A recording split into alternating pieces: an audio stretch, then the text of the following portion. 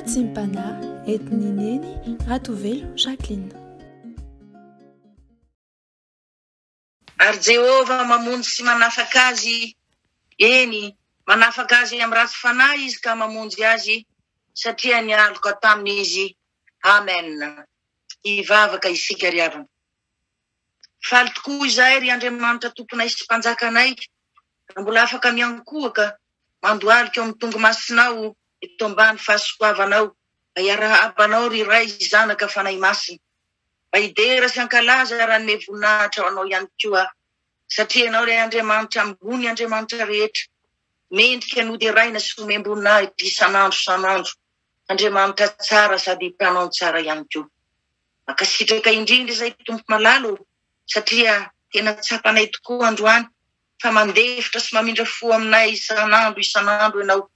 Mamela ny heloka rehetra, mamindra fo aminay isanandro. Anika dia tsy mba navelanao akasika ny anay ny herin'ny aizina, nandritra ny alim-pahafatesana ny lalovana iny. Ka indreto izay olom-boavonjinao rehetra, mbola nomenao tombonandro-pahavelomana tompo, ka mbola afaka indray miaona sy miombom-bavaka aminao eto. Mbola afaka koa andrea sy miafatrao ary ny fampianarana ho anay.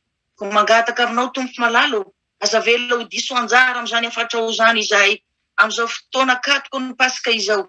Pasika iandrandraina tokoa fanavaozana, fiovana, fanatsarana ny fiainanay, ary pasika ihany koa anapahanay hevitra tompo, mba hiverina tanteraka aminao, anaovanay izay rehetra sy sitraponao, anavaozanay ny fanoloran-tenanay, anompo anao, ho tianao ary ifamatotra tanteraka aminao.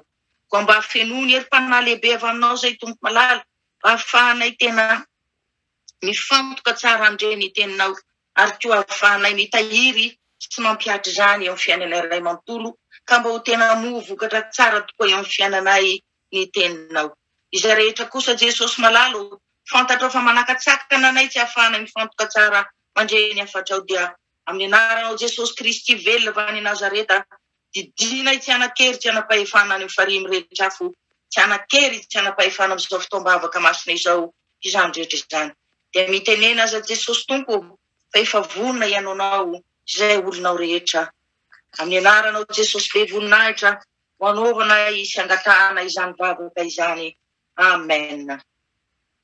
Mbola faly miara-patsika rehetra amin'ny anaran'i Jesosy Kristy tompo ry havana, ary koa mbola faly manona ho an'ny tsirairay avy ny fahasoavana mba ampiadanana avy amin'ny koa ny fampiraisana avy amin'ny fanahy masina. Izana ry havana androany mba ho vatsy-panahintsika indrindra amin'izao fotoana katoko ny pasika izao, dia ny teny ao amin'ny Isaia toko faha 1:7, ny 5:7. Izay mivaky toy izao amin'ny anaran'i Jesosy Kristy torano fa tsy mahita, ary ny lelany izao Andriamanitra Israely tsy afoy azy. Amen. Samiany ry havana mandiny tena tokoa isika eo anatrehany fotoana izay andalovana saribahana eo amin'ny fiainantsika, dia tsika amin'ireny fotoana ireny.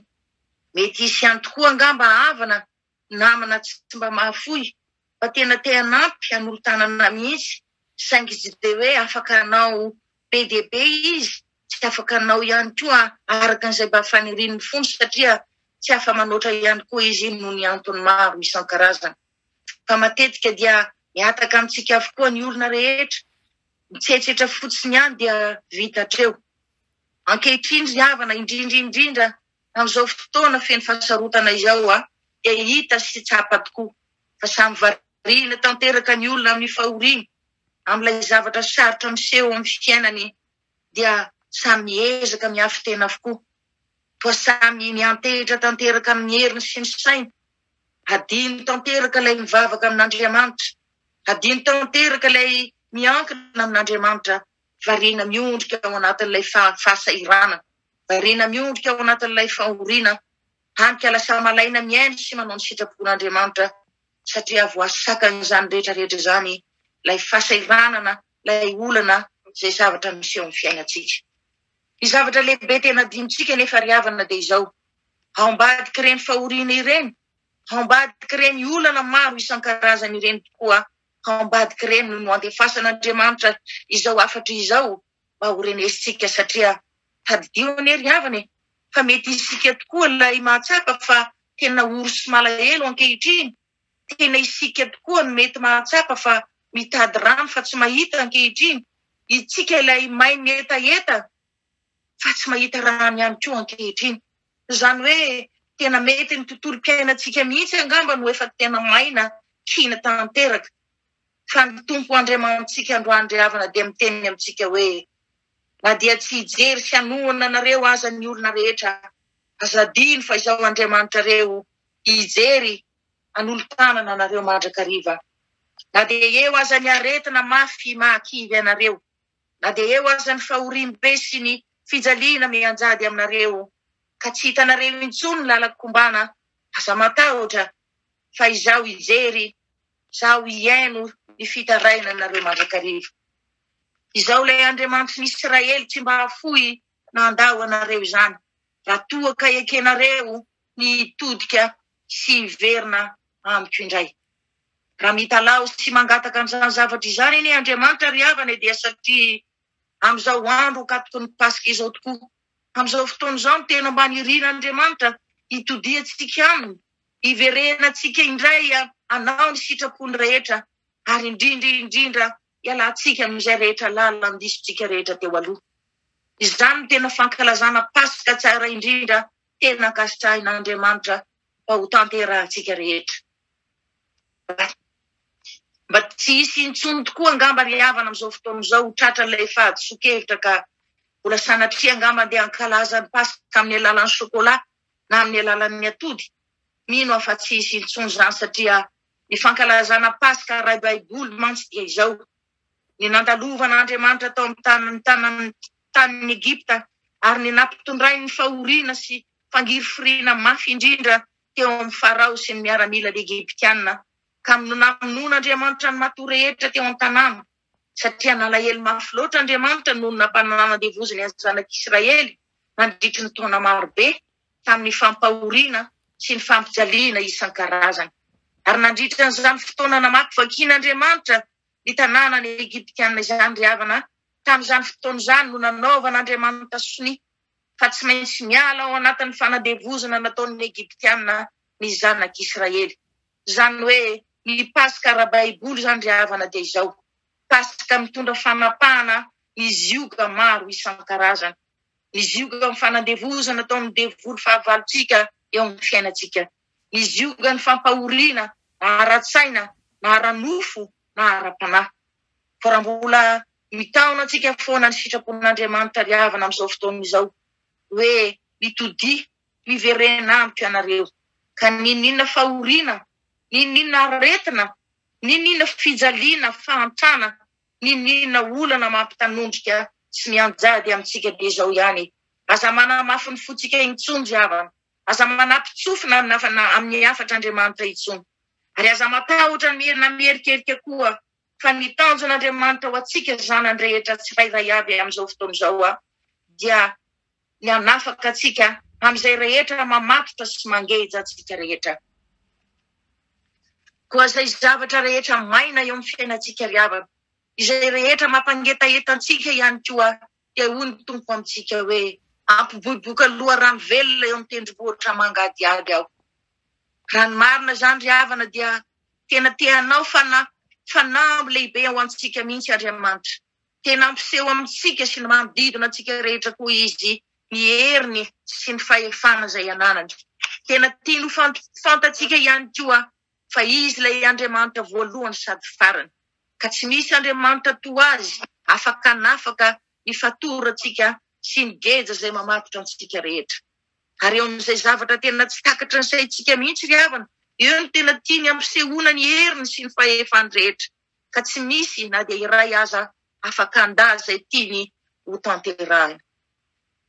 Mba fantatsika moa riavana fa i Farao anie, i Farao dia nasany teny tamin'ny vavany mihitsy hoe iza moa Andriamanitra no ekeko teny.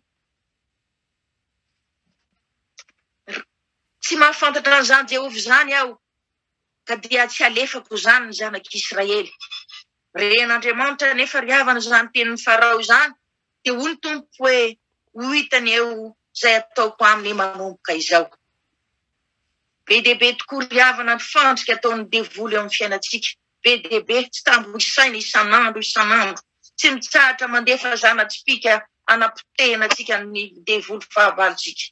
Ary izy ireo dia mihevitra mihitsy fa tsy hamela antsika hiala amin'izany fandrika izany mandrakizay, fa dia ny hoe hopodika ao isika, ho afabaraka ao isika, ataon'ny olona fiomezana sy fandahatra ihany koa isika. Saingy ny tompo dia efa nanao fanamby lehibe, fampiseho ny heriny sy ny fahefany izy amin'ity Pasika 224 ity. Raha toa ka manaiky koa isika hiverina aminy ary anao ny sitrapony rehetra, ka dia ho afahany amin'ny karazana geja sy fampahoriana maro isika, ary ho tapahiny avokoa ny ozin'ny fantrana sy ny tsy fahombiazana maro isan-karazana. Ny antoka sy toky lehibe ho antsika ry havana dia izao: Andriamanitra no efa niteny, fampiboiboka aloha rano velona eo amin'ny tendrombohitra mangadiady izy, dia tsy maintsy ho tanterahany izany fa fanapahan-kevitra efa noraisiny. Fa mba miandry antsika fotsiny ihany koa sy izy hoe hitodika aminy isika, hiverina aminy isika, ary hanavao indray ny fanoloran-tenantsika eo anatrehany, izany hoe hivavaka amin'ny mandrakariva ka tsy ho reraka, hifandray sy famatotra ny bebe kokoa noho ny teo aloha, hanaja sy hankatoa azy amin'ny fototsika rehetra, hanompo azy arak'izay faraherintsika ihany koa. Mba fantatsika moa ry havana fa Andriamanitra raitsika ny eka tena dodina tokoa hamonjy ny olona rehetra tsy misy ankanavaka. Ka na dia tena mafy aminy tokoa aza ny nanolorany an'ilay Jesosy Kristy zanan'ilay tokana, ilay kapoaka feno fahotantsika, ilay kapoaka feno fahavetavetantsika, ilay kapoaka feno faharatsitsika rehetra, dia izay tsy maintsy hosotroany Jesosy, dia tsy maintsy nataony zany satria tsy misy tian'Andriamanitra ho very tokoa isika na dia iray aza, fa samy tiany handova ny fanjakany lanitra avokoa. Tena zavatra lehibe ho an'Andriamanitra tokoa ny famonjena antsika. Fantany mihitsy fa tena mafy ho an'i Jesosy no nisotro ilay kapoaka natolotra azy, satria tena nilobava mihitsy Jesosy ry havana nanao hoe raiko raha sitrakao dia sory amiko ity kapoaka ity, nefa aoka tsy ny sitrapoko ny haino atao fa ny anao. Tena teo anatrehan'izany tenin'i Jesosy zany Andriamanitra ry havana, dia nangina izy sy niteny satria zavatra lehibe tamin'ny loatra ny amonjena antsika tsirairay avy. Koa na inona mafisan'ny olana afasarotana efa nolalovantsika, eny mbola holalovantsika ihany koa aza angamba tsy fantatra, dia minoa efa nentin'i Jesosy Kristy teo ambony hazo fijaliana avokoa izany rehetrarehetra izany ry havana. Fa ny zavatra tena mba tadavin'ny Andriamanitra androany, samy fotsiny mahay mamaly fitiavana an'Andriamanitra isika, samy fotsiny mamaly fitiavana an' Jesosy Kristy tompo isika, amin'ny fotsika rehetra, amin'ny herim-panahintsika rehetra, amin'ny saintsika rehetra, amin'ny vatantsika rehetra, amin'ny fanahintsika rehetra. Ny voninahitra eo an'Andriamanitra irery ihany. Amen. Hiondrika hivavaka isika. Ry Andriamanitra rainay izay any an-danitro, tomponay sy mpanjakanay ianao, mankasitraka indrindra anao izay satria tsy mba nijery ny fahotanay ianao, tsy mba nijery ny fahalemenay ianao, fa tena dodona loatra hamonjy anay sy hanafaka anay. Ka teo anatrehan'izany dia tsy mba nangataka zavatra sarobidy taminay koa ianao mba ho takalina, fa ny zavatra tena nirinao dia nitodianay aminao tompo, niverenanay aminao ka nanaovanay sitraponao. Ary dia nampanantenanay koa ianao fa izay rehetra maina eo amin'ny fiainanay, izay rehetra mampangetaheta-nay rehetra, dia ataonao toy ny tendrombohitra mangadiady nefa ivoahany loha rano velona tsara indrindra. Tsy takatry ny sainay mihitsy tompo izany fitiavanao izany, vitanao mihitsy hatramin'ny nanoloranao ilay zanakao lahatokana tompo, ilay kapoaka feno fahotanay, ilay kapoaka feno faharatsianay rehetra. Enina dia fantatrao tokoa aza fa mafy mangidy ho an'i Jesosy ny isotro izany, satria zavatra lehibe taminao loatra tompo ny amonjena anay zanakao. Fa misaotra indrindra mankatelina tompo malala.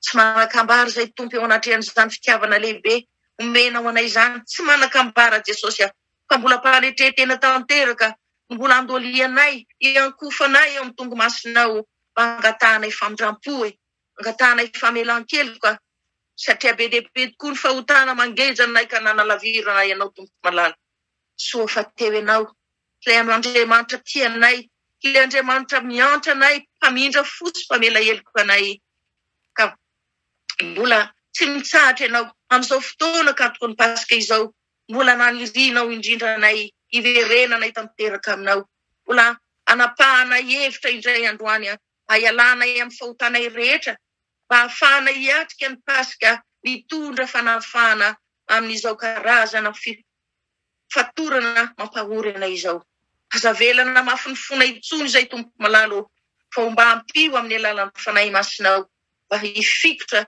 hifamatotra mafy aminao hatrany hatrany mba ho tonga limbavaka sy ho tia manompo anao satria izany no antoka lehibe tsara indrindra azahoana ifamonjena avy aminao ry Andriamanitra tomponay sy mpanjakanay amen raiso ny tsodrano avy amin'Andriamanitra raitsika Andriamanitra ny fiadanana ny masina anareo samy ho tanteraka ka arovana avokoa ny fanahinareo sy ny ainareo ary ny tenanareo ho tanteraka ka tsisy anatsiny amin'ny fiavian'i Jesosy Kristy tompontsika matoky izay niantso anareo sady izy ihany no anefa izany ary mbola hiteny aminareo indray androany hoe mandehana aza matahotra aza mierikerika akory fa izao Andriamanitra reo no ampiboka loharano velona eo amin'izay rehetra zavatra maina sy mampangetaheta-nareo eo amin'ny fiainanareo rehetra ho tanteraka tokoa izany amin'ny anaran'ny Ray,